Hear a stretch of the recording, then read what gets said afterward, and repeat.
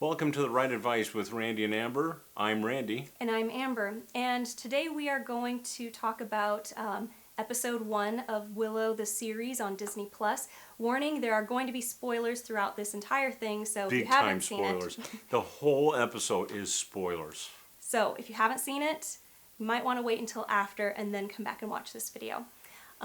Anyway, so some of the things we talked about in our expectations video, which you can find the link below, were we wanted to make sure that things that were set up in the original movie were not negated and rules were not broken. So I'm just going to quickly say one of the first things I noticed was in the prologue of the series. It shows that the wand of Cherlindrea survived, but it's very clearly in Bavmorda's hand when she is taken away, when her spirit is sent into oblivion. So that to me would mean that this wand is destroyed. There was no indication it survived. It's really seen in her hand as she dissipates. So there was one thing. How about you, Randy? Do you feel that anything from the original was negated? Any characters not the same? There's quite a few. So one of my concerns was that Willow would not be the star of the Willow series. And obviously he should. And the first episode starts off and we really don't see Willow until almost the very end. Yeah. Now, granted that this is a series, and often I'll hear people complain that movies or television series are not like the book, and they can't be. They're very different beasts, and the rules for writing are different. So Willow in the original movie doesn't show up for a little while. It takes a while for Elora Dannon to make her way to where he's at and that he picks her up. So I'm okay with that. I mean, we guess we're really going to have to see episode 2 to see if he is the main character or he isn't. I think that he will be. I think that he's going to be at least a strong character in it. But anyway, so we want to stay focused on the things that that seem to be different from the original film, and one of the things I noticed was that the character of Madmartigan seems to have been tarnished. He went through, as you pointed out, a remarkable redemption arc, and that it seems that his children have no respect for him. So Sorsha's prologue expressed a difficult marriage, that their marriage was not smooth, and that I was in love. And then the children say that he left them. So it appears that they've decided he was still unreliable and left, and that this is now his continued reputation. Of course, you always have to take that with a grain of salt.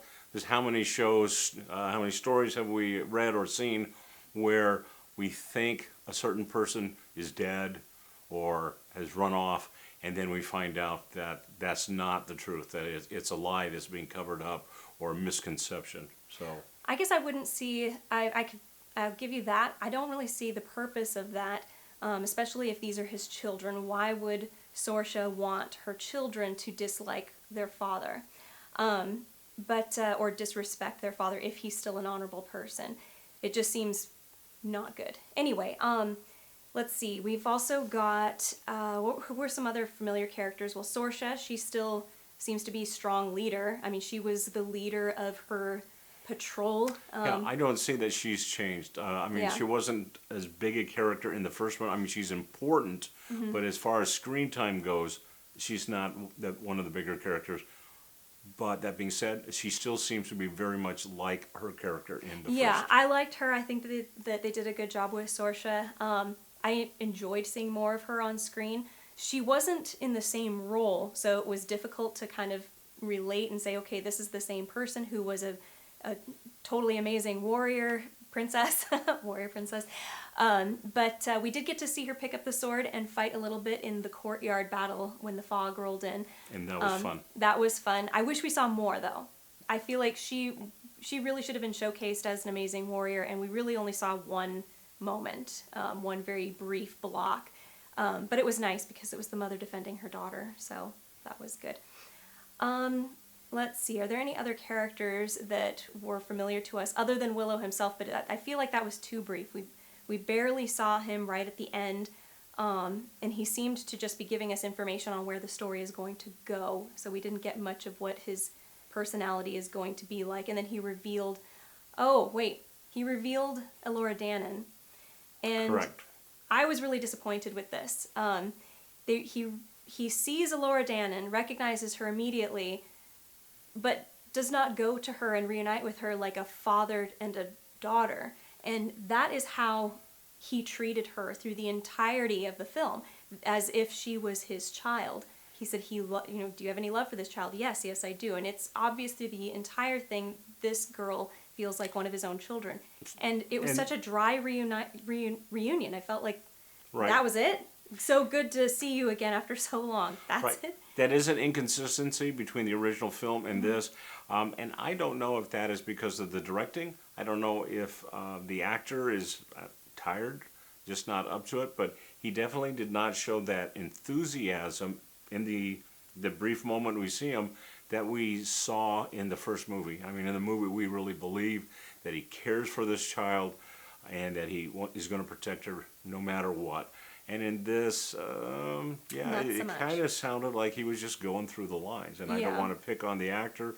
I don't know what's really going on, but we did not get that energy from him that we did in the original. No heart. So, let's look at some of the other characters, since I'm going to go back. Okay. Okay, so we're still on Willow. Now, I had originally said I want Willow to be the center of it. And this starts off with a monologue from Sorsha. And I'm thinking, they probably did this to have that great character reveal cliffhanger at the end of episode 1. Look, there's Willow, right? And I'm not sure that it was worth the payoff. I mean, it felt good. It was nice. I think I would rather have Willow be the narrator. I mean, it seems natural to have Willow be the narrator for this story instead of Sorsha. And it seems to me that if it's his story, let's start with him narrating the events that are going on, that have happened recently, to bring us up to date between what happened at the end of the first movie, right, and with the show. So, to me, I really think that would have been better. It would have helped several things in the story that I kind of had a problem with, and would have made him feel immediately present and at center stage to what's going on. Yeah, I like that. I mean, it shouldn't be a surprise. Oh, hooray, Willow's in this movie. It's named after him. Willow's in Willow? Oh, my goodness. Yeah, so, and also I want to point out, before we move on to new characters, Elora Dannon. I knew she was Elora Dannon from the second scene that we see her in. I know that Amber's so smart. She knew that right away. They wanted it to be her to be a surprise, but when she was making out with the other prince, what's his name, Eric, which Ray named after Eric in the film, I didn't know who she was. But as soon as they showed that she is a maid in the palace, and Sorsha had already informed us that she had been hidden away so that nobody knew who she was, even she doesn't know who she is, I said, that is Elora Dannon, because that's the best place to protect her, is right under your own roof, and where better.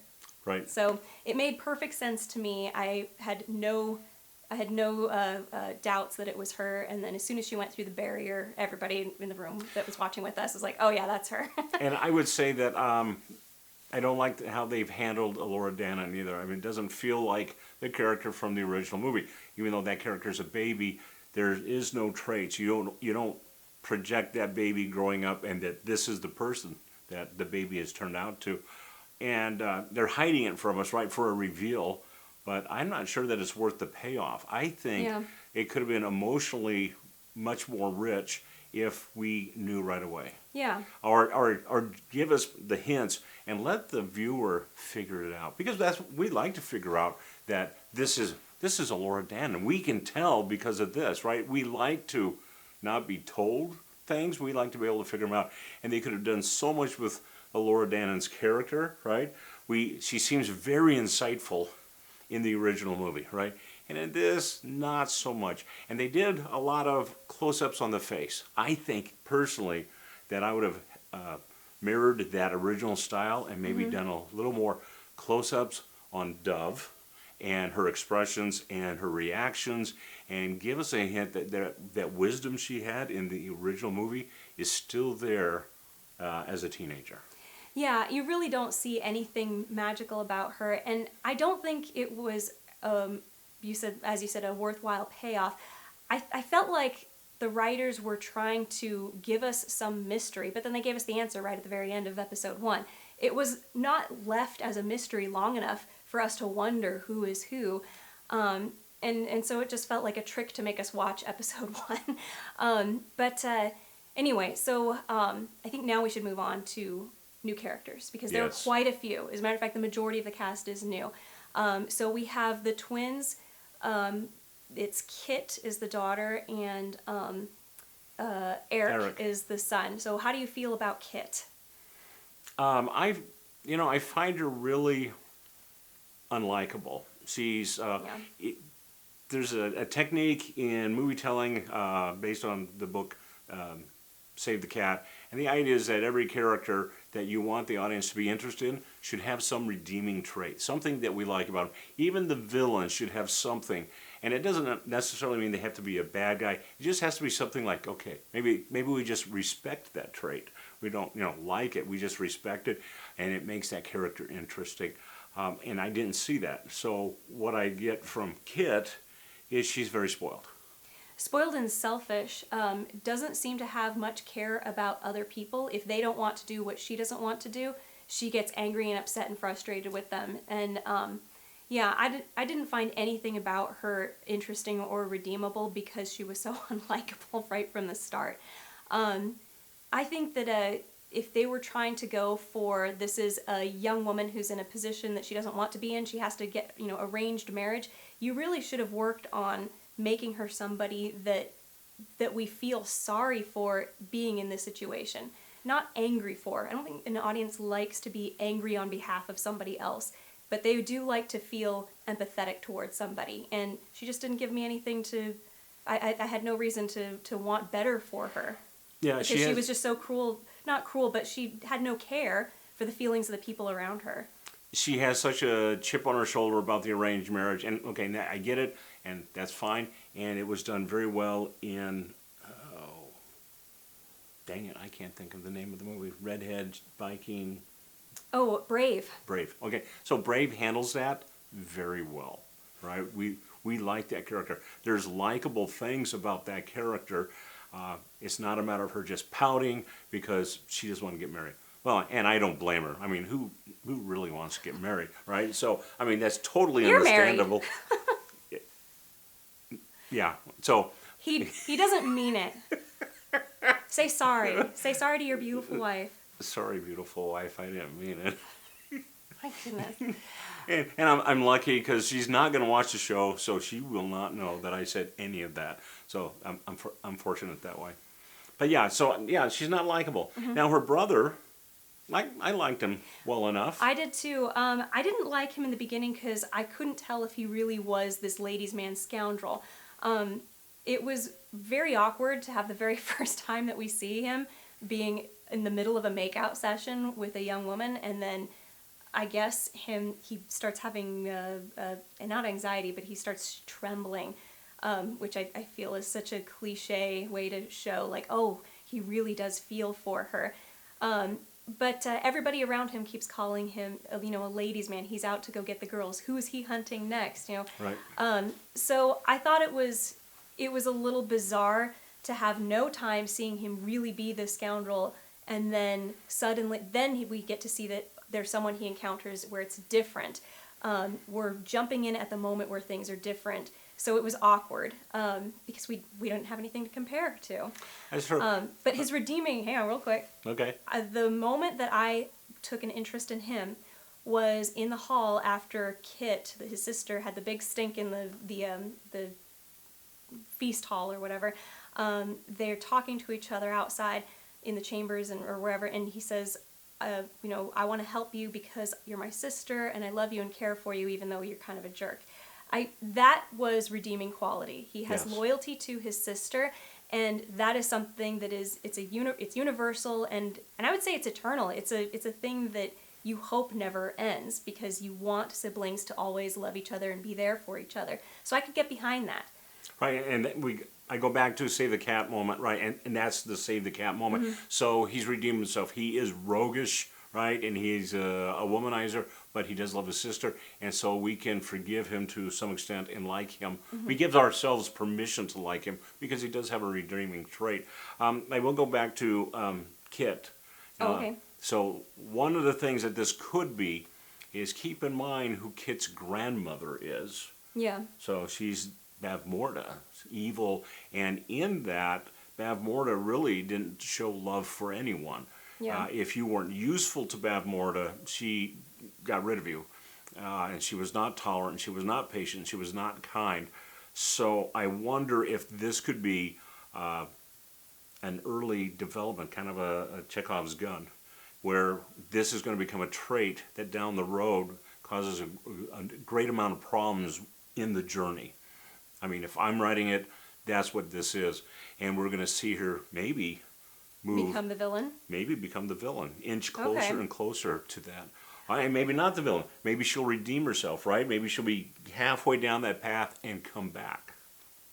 Okay, I mean, I think I would go more for her actually becoming the villain and really being the bad guy and they have to win her back than going halfway, because then it feels like a fake out. It'll really depend on how it's executed if they go that route, but that would be interesting. We have some other characters. We've got, I think we talked a little bit about Elora Dannon.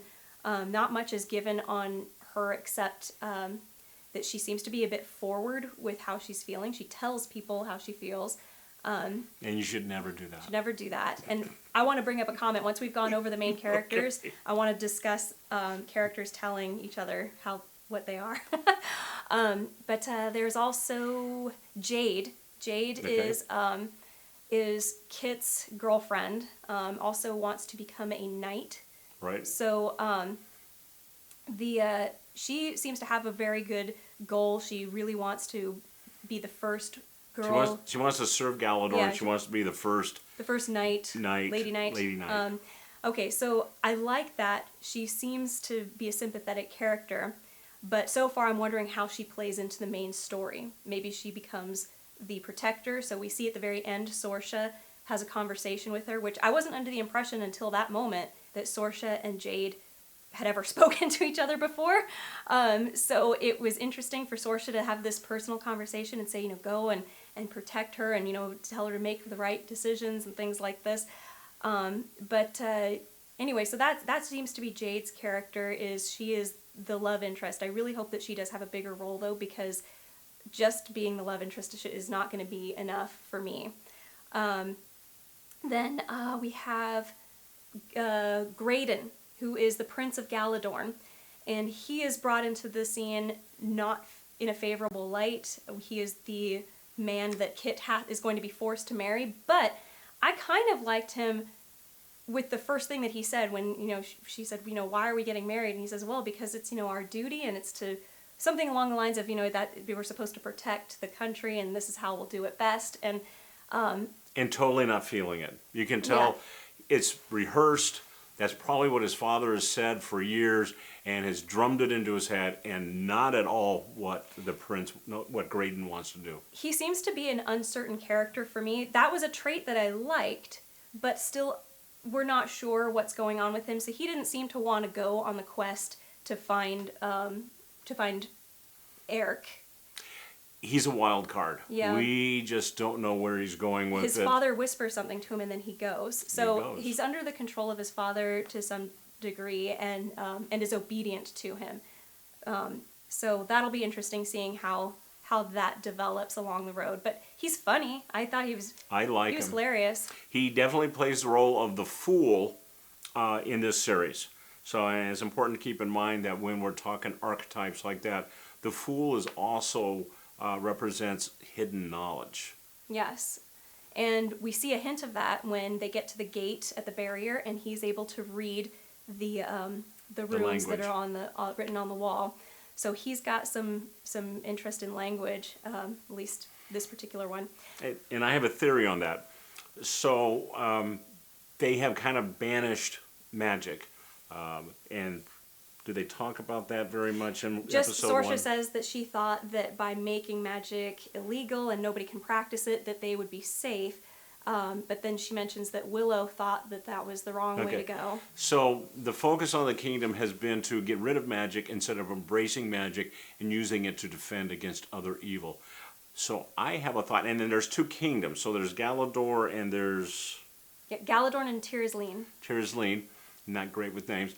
And I think that the other kingdom secretly is practicing magic and pretending that they're not.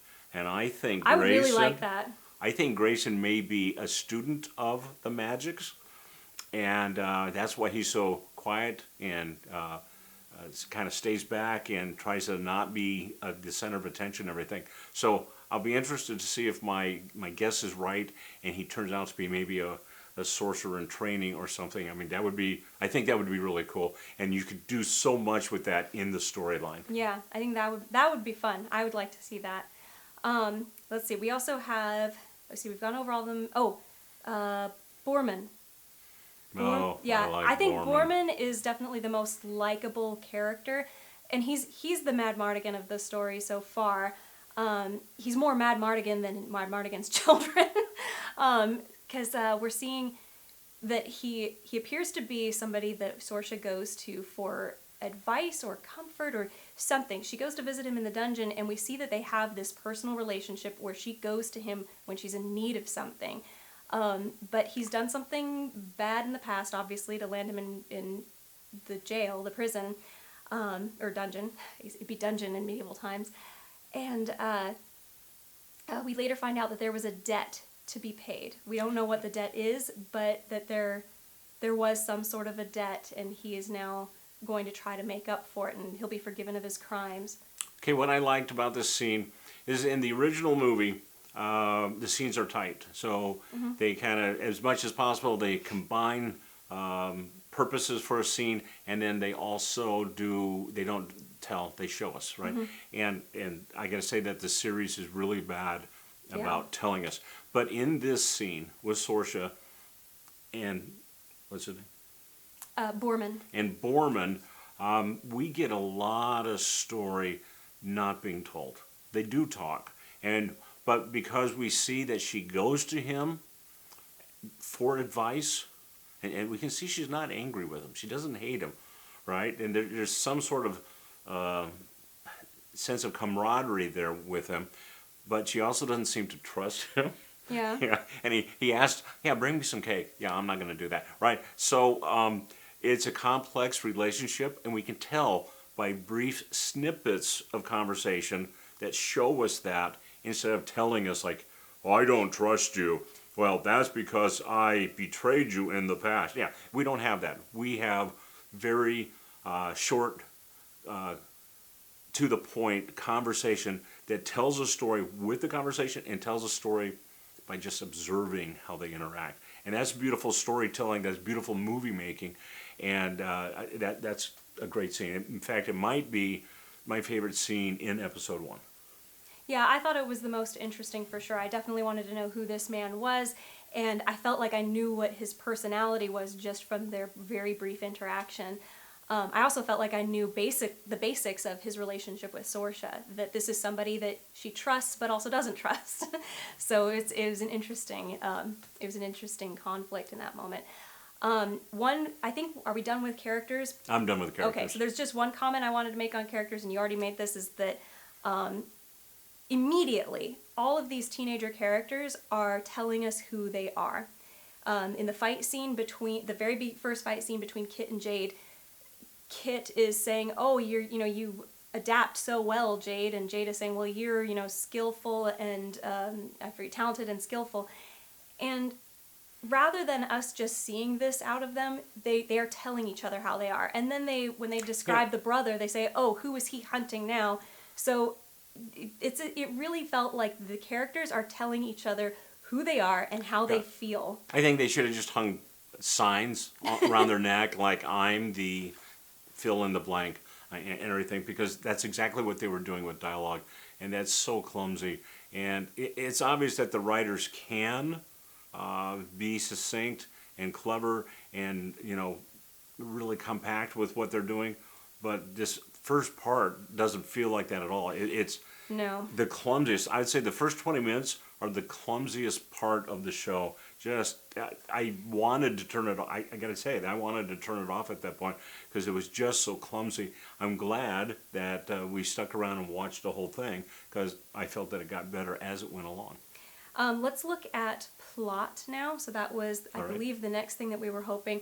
There were some things that we wanted to see. We wanted to make sure that that the plot was going to be engaging. That was one thing. We wanted to make sure that it was going to make sense after the first film. So things like Madmartigan cannot come back.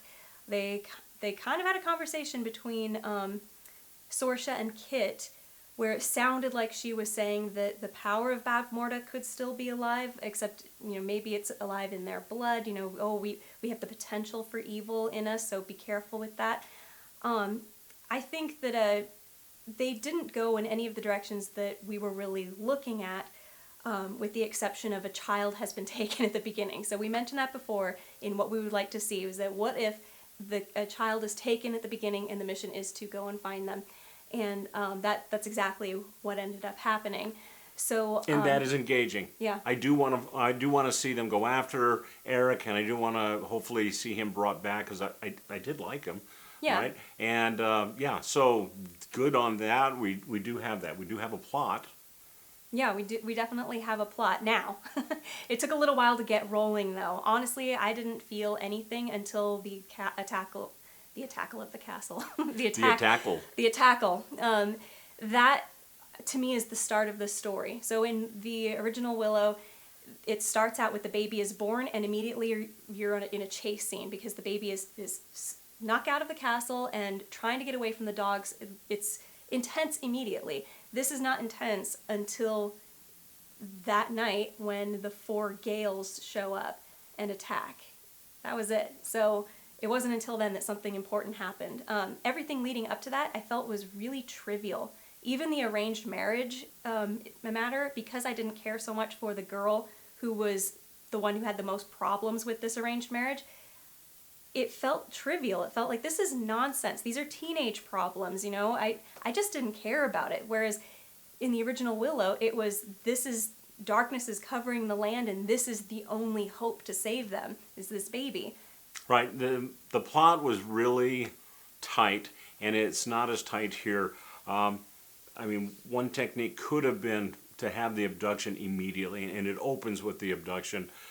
And I'm not sure that I like, I would go that way. I think I would just tighten up the front to where we very briefly meet the characters. We understand that the Princess Kit does not want to marry because of an arranged marriage, and then move forward with that. I mean, we could easily get all the characters introduced without without the name tags, and move forward to the abduction. Personality tags. Right, personality tags, and then immediately get to the plot. We're immediate, because definitely the first part of it, I'm like, what's the plot? What is this about? I would really like to know what's going on, other than these teenagers are unhappy. And let's face it, They're unhappy teenagers because are always unhappy. I don't want to wear a dress. I don't want to be bossed around by my sister. You know, these matters are, with the exception of Kit having an arranged marriage that she doesn't want to have, everything was so trivial. It just felt not important. And I'm sorry, Kit, but you were not lovable enough for me to care about your plight.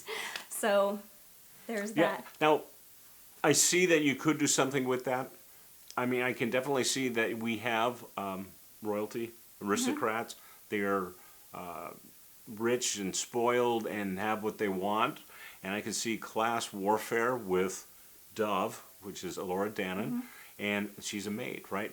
And that might have been interesting, but they didn't really develop that as well as they could. I mean, that could be super interesting, that I'm the princess and you're the maid, so you should stay away from my brother because you're trash, right? They could have gone that route, and I think that would have been kind of interesting, but they didn't. No.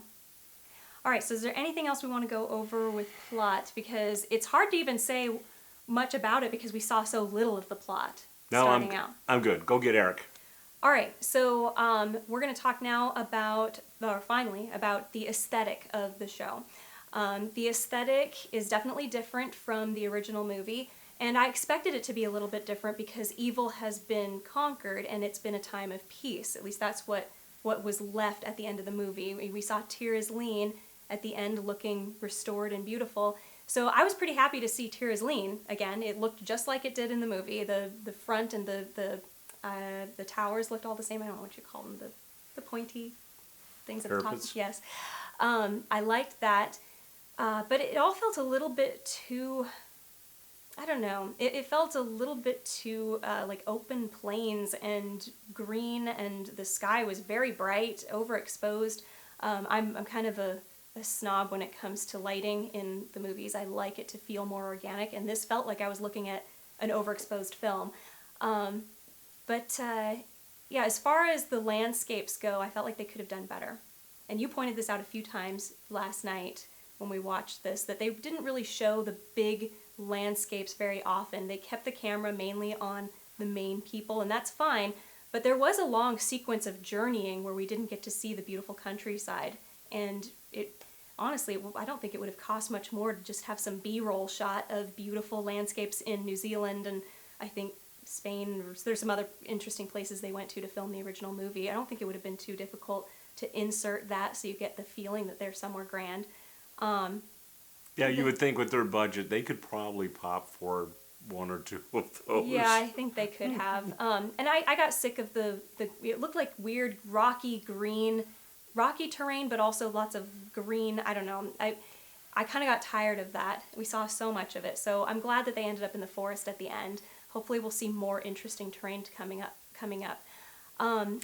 Before we go on, this is not an aesthetics comment, but it does feel more closed in, and in the story we understand that the barrier, they're living within the barrier, right? And so they are a more closed-in society. But for me, story-wise, that doesn't make sense. So you get to the end of Willow, they have defeated evil. Why would you immediately close it in and ignore everything outside? To me, it doesn't make sense for me. These are brave heroes, they're warriors, they're wizards of men's power, right? And then you're going to hide? Okay, for me, that's a no-go. And you're right, it feels more claustrophobic and everything, and that's not what it should be. It should be the world is free, we've freed evil, let's go and get out there and build and expand. And that's not what we get. I think also just the believability of having a barrier that closes in everybody like a bubble. I mean, if this was a possibility before, why didn't it exist before? I guess, it could be the new thing, but anyway, it didn't feel like it fit with the original story, how the characters and how magic worked and all of this. It felt like something not part of the Willow world. I don't know if you remember, but a lot of the magic didn't appear beautiful and colorful and lovely. Willow turned a troll into this thing that just emerged out of its body. I mean, it was disgusting. I remember seeing that the first time, going like, "I'll never eat SpaghettiOs again." And then it becomes this ugly monster, this two-headed dragon thing. So to have this rainbow bubble around everything, even though Sherlindria and Rizal were involved in it, think about the battle between Rizal and Bavmorda. There were no rainbowy bubbles, so it just felt a little out of place. Magic seems to be more organic in the film than it does here, but we don't see much of it. We only see this barrier. So, okay, I want to make a point about the dialogue. This kind of seems to fall in with characters, but actually it's an aesthetic thing. This bothered us a lot. The children, the teenagers, talk like teenagers today. There is so much banter, and it's so quick, and it sounds like teenagers in the hall. Yeah, so word choice, cadence, all of that, very modern. And then very modern. And then I think where you're going with this is the older, more experienced actors, they are giving lines that feel appropriate for a fantasy world. Yeah. Sorsha especially, I think, pulled off her role the best out of everybody. We have yet to see more of Willow, but Sorsha I was most impressed with, and some of the older characters speaking like they were from another time. And remember that the original Willow is set in a representation, a fantastical representation of the Dark Ages.